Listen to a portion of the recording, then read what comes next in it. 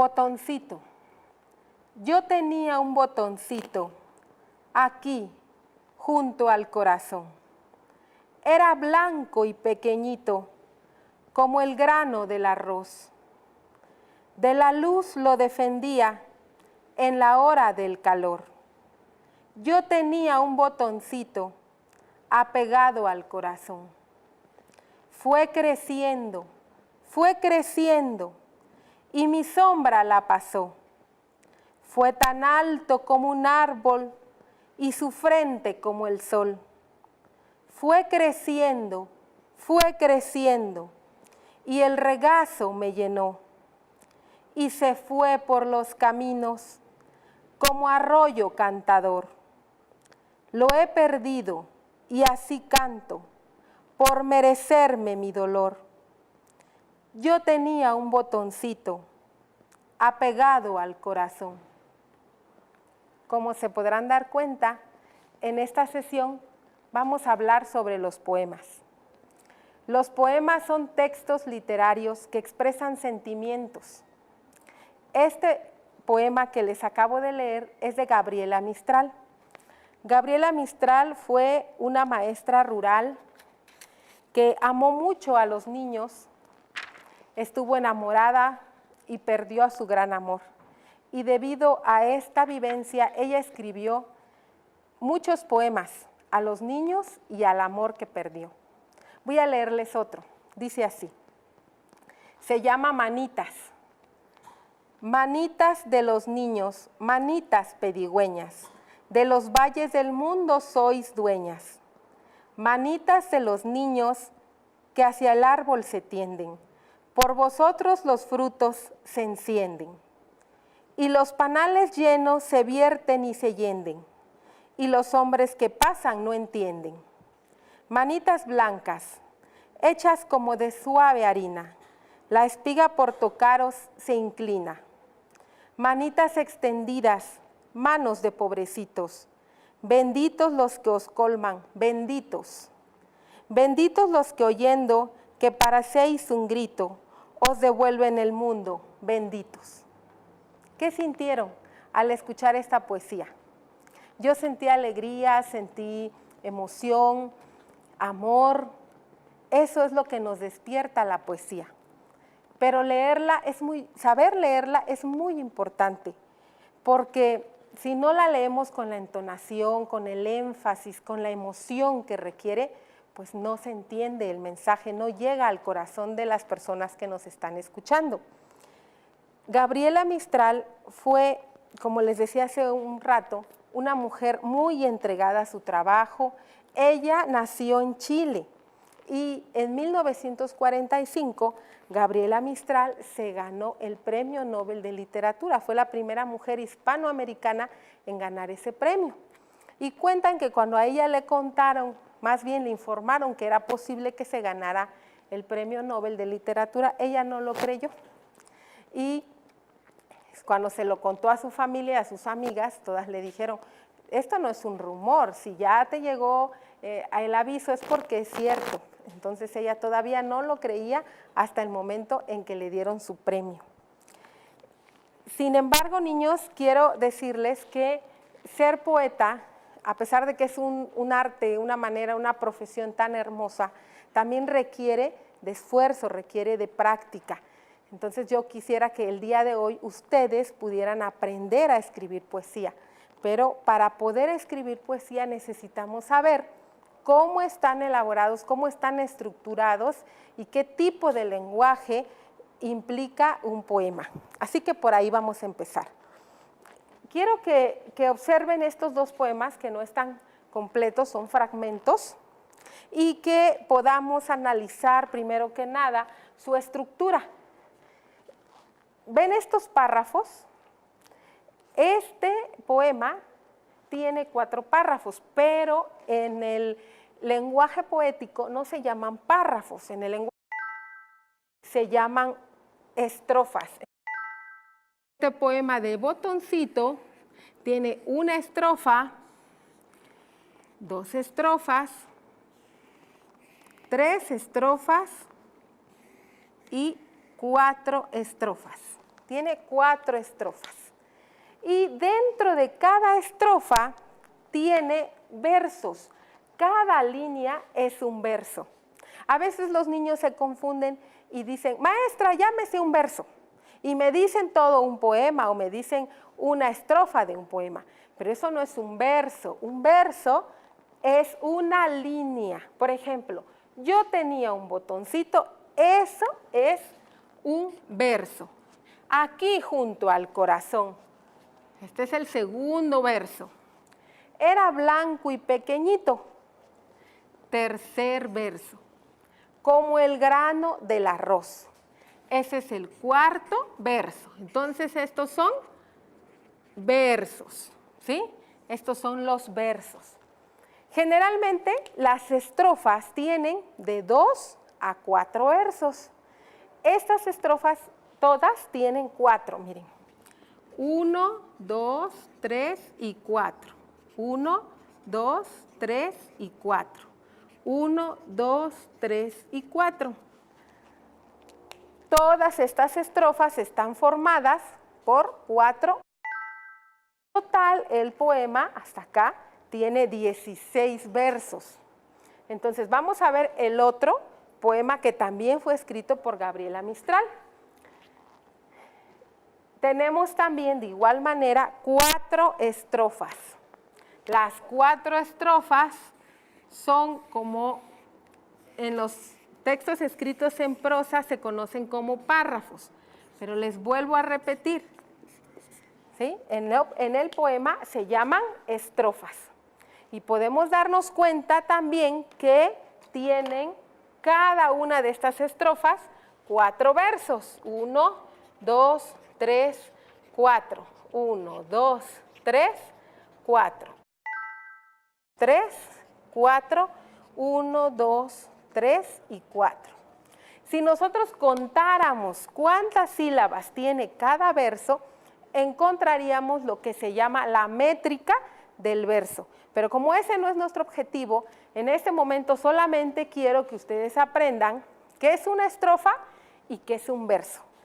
Y que las estrofas están formadas desde 2 versos hasta 4 versos.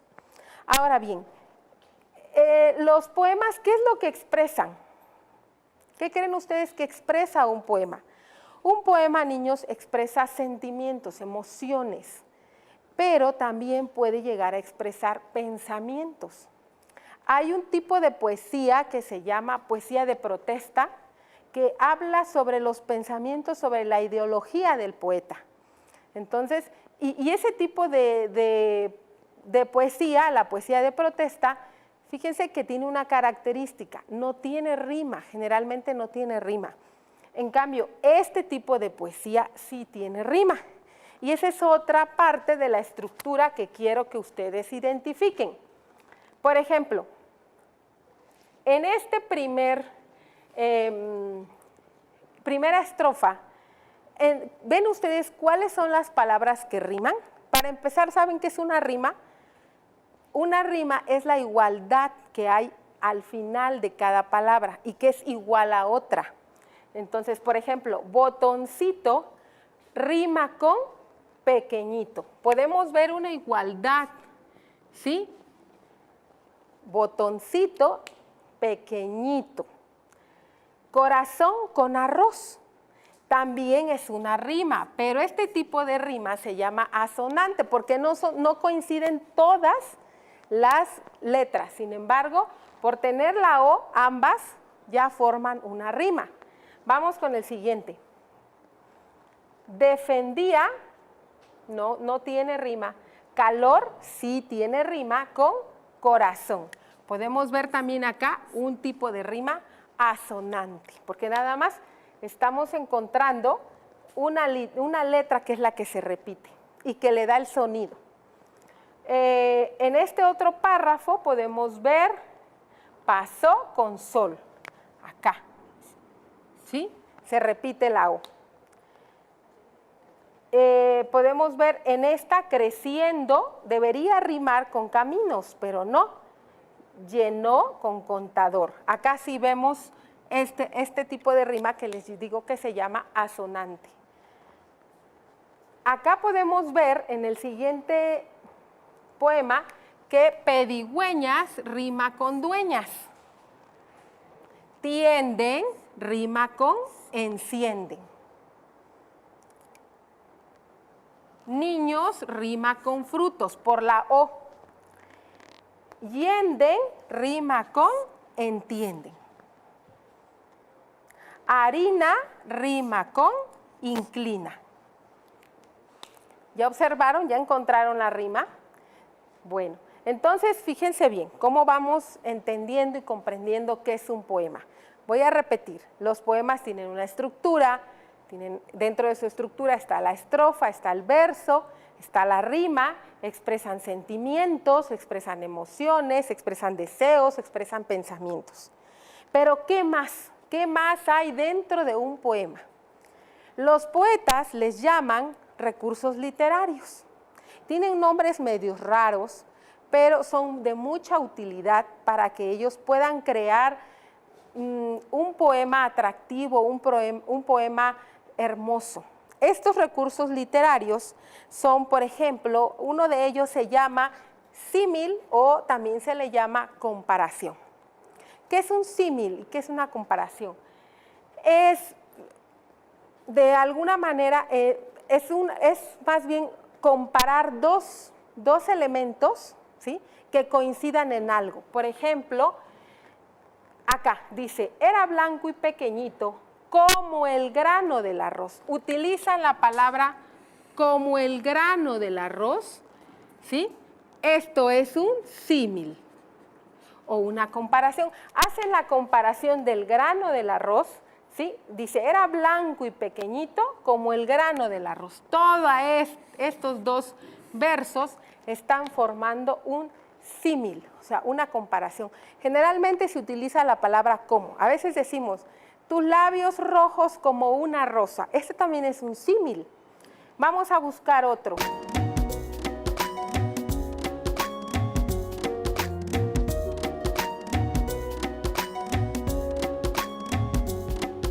Dice acá, por ejemplo, y mi sombra la pasó, fue tan alto como un árbol.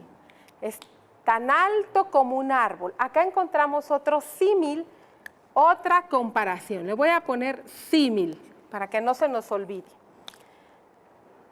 Bueno, aquí hay dos entonces, ya encontramos dos. ¿Ustedes observan otro? Acá. Y su frente como el sol. Acá hay otro símil. ¿Sí? O comparación. Entonces, cuando ustedes les digan, ¿tú sabes qué es un símil? Sí, facilito. Es comparar. Y se utiliza la palabra como. Bueno, ahora, ¿qué más hay dentro de un poema? Dentro de un poema también hay un recurso literario que se llama metáfora. ¿Pero qué es la metáfora? ¿Sí? Cuando dicen, está hablando en sentido metafórico, entonces nosotros no entendemos qué es metafórico.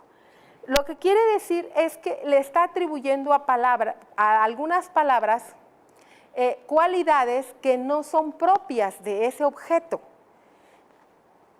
y que encierra un significado. Por ejemplo, cuando dice acá, el arroyo cantador. Un arroyo no canta, ¿verdad?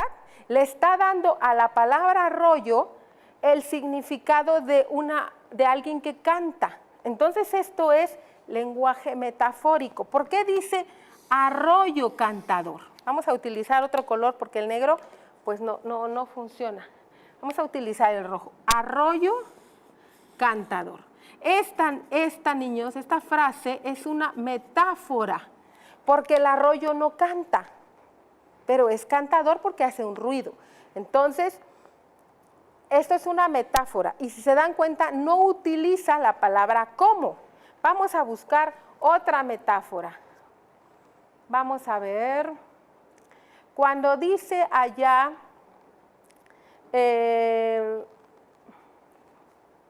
quiero encontrar otra. Manitas pedigüeñas. Las manitas no piden, ¿sí? Pero les llaman pedigüeñas. Esto es un también es una metáfora. Las manitas sí se extienden, como más adelante, aquí creo que no viene manitas que se extienden, pero las manitas sí se extienden, pero no piden, ¿sí? Se extienden, pero no piden, pero metafóricamente nosotros entendemos cuando dice manitas pedigüeñas que son manitas que piden. Ese es el lenguaje metafórico. También aquí, por ejemplo, cuando dice frutos que se encienden, los frutos no se encienden, los frutos maduran, los frutos a lo mejor crecen, pero no se encienden. Esto también es una frase metafórica. Ya llevamos dos elementos, el símil y la metáfora. Pero todavía hay otro recurso metafórico que se llama onomatopeya. La onomatopeya son sonidos que podemos agregar en un poema. Por ejemplo, hay un poema que dice, tututucur, habla el tecolote. Tututucur, esa es la onomatopeya, es el sonido que hace ese animal. Aquí no tenemos ninguno. Pero, por ejemplo, hay de repente poemas que dicen, si es de un coyote o de un lobo, puede ser que diga, ¡au! El coyote llora, o el coyote, no sé qué puede decir, el coyote se lamenta. ¡Au! Esa parte es la onomatopeya y muchos poemas lo tienen, ¿sí? Entonces, la onomatopeya es el sonido que emiten algunos animales, algunos objetos, porque también los objetos cuando chocan con otros o cuando están funcionando hacen determinada onomatopeya. Entonces hay poemas que incluyen la onomatopeya. Y por último voy a hablarles de la hipérbole. ¿Qué es la hipérbole? Es la exageración que hay en los poemas. Por ejemplo, si yo digo, fue tan alto, no, otra, sí, podría ser también tan alto como un árbol. Esa es una exageración, porque un sentimiento no puede ser tan alto como un árbol, ¿verdad? Entonces, cuando hay una exageración en un poema, eso se llama hipérbola. O cuando decimos, me muero de amor, o te comeré a besos, esas son hipérbolas, porque no es real, es una exageración. Entonces, en los poemas utilizan mucho la hipérbola, que son las exageraciones, ¿sí? Ok, vamos a hacer con todo esto que les dije, vamos a hacer un cuadro sinóptico. Voy a quitar este poema y voy a hacer un cuadro sinóptico con todas las características que tienen los poemas. Entonces vamos a empezar a armarlo para que quede clarito qué son los poemas y cuáles son sus características. Como ustedes saben, un cuadro sinóptico es diferente a un mapa conceptual, porque los cuadros sinópticos manejan llaves. La otra vez ya les puse un ejemplo de qué es un cuadro sinóptico. Para recapitular, para entender mejor, vamos a utilizarlos. Entonces, los poemas tienen una estructura. Lo primero, tienen una estructura. ¿Sí? Muy bien. ¿Cuál es su estructura? Pues su estructura son las estrofas. Son los versos. Son las estrofas y son los versos. Vamos a hacerle aquí otra llave más pequeña. Ahora, ¿qué más tienen los poemas? Los poemas tienen también algo que se llama recursos literarios. Acá tengo la palabra, recursos literarios. Vamos a ponerle una acá y otra acá. ¿Cuáles son esos recursos literarios? Son la rima, la primera es la rima, es un recurso literario. Hablábamos de el símil, fue el primero que les expliqué. El símil. ¿Qué más? La metáfora. Muy bien, la metáfora. Vamos a ponerlo derechito. La metáfora. Y les hablé de la onomatopeya. También les hablé de otro recurso literario que es la hipérbola. Hipérbole. Le vamos a hacer su llave para que quede claro. Esos son los recursos literarios de los poemas. Y también les hablé acerca de que los poemas expresan. ¿Qué expresan los poemas? Decíamos que los poemas expresan emociones, sentimientos y pensamientos. Eso es lo que expresan. Entonces vamos a anotar aquí sentimientos,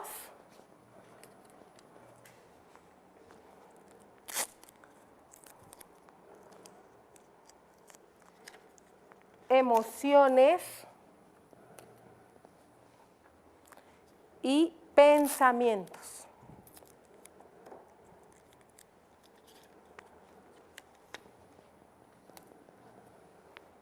Vamos a hacerle aquí su llave para que quede claro.